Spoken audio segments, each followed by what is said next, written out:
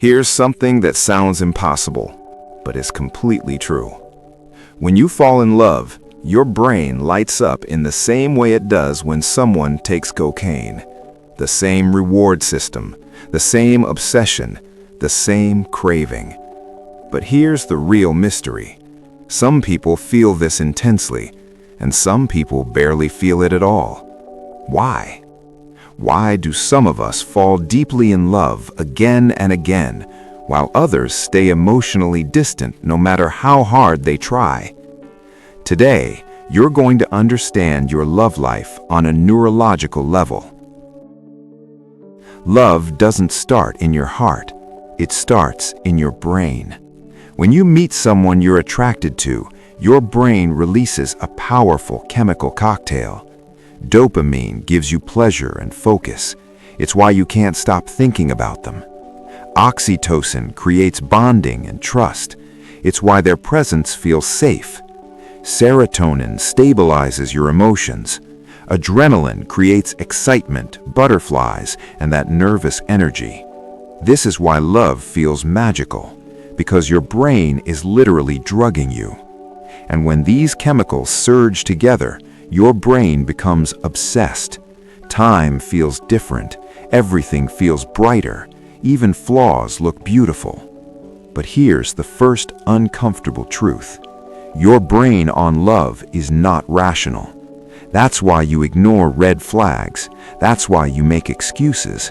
That's why walking away feels physically painful, because your brain is trying to protect its chemical supply.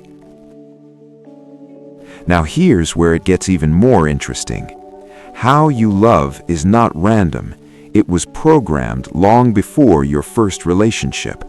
Psychologists call this your attachment style. From the way your caregivers treated you as a child, your brain learned what love feels like.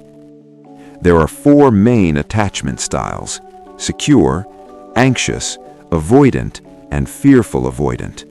If you grew up feeling safe, supported, and seen, you likely developed secure attachment. Love feels comfortable. Closeness feels normal.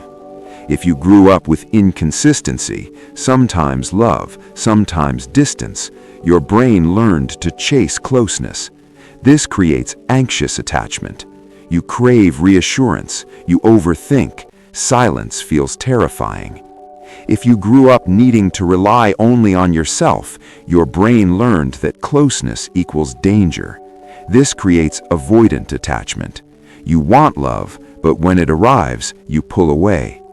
And if you experienced both neglect and fear, your nervous system becomes confused. You want love deeply, but intimacy also feels unsafe. This is fearful avoidant attachment. Here's the scary part. These patterns don't disappear just because you grow up. Your adult relationships replay your childhood wiring.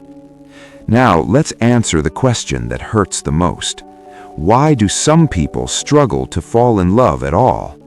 For many people, it isn't that they can't love, it's that their nervous system learned that love is dangerous. If early relationships caused pain, abandonment, or emotional neglect, the brain adapts. It suppresses vulnerability. It shuts down emotional bonding chemicals. It chooses protection over connection. So when someone gets close, their body doesn't feel safe. It feels threatened. They aren't cold. They aren't broken. Their brain simply learned a different survival strategy.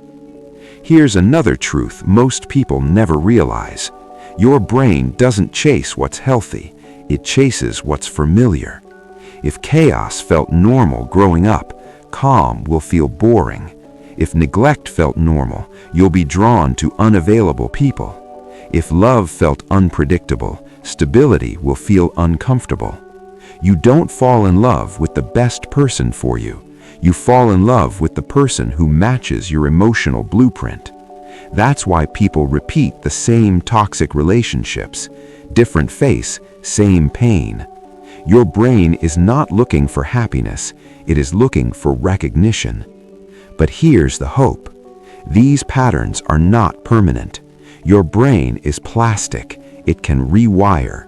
The moment you become aware of your attachment style, you begin to take back control.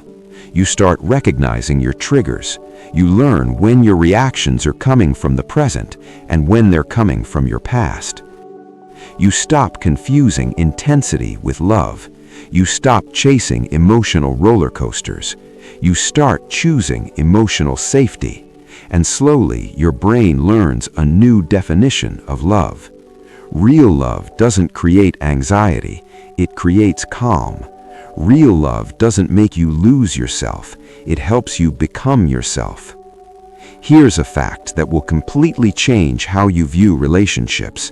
The human brain can form an emotional attachment in under 90 seconds, but it can take years to unlearn toxic love patterns. That's how powerful your conditioning is, and that's why healing feels slow. But every healthy choice you make is literally rewiring your nervous system. So, the next time you fall in love, or the next time you struggle to, remember this. It isn't destiny, it isn't bad luck, it isn't that something is wrong with you.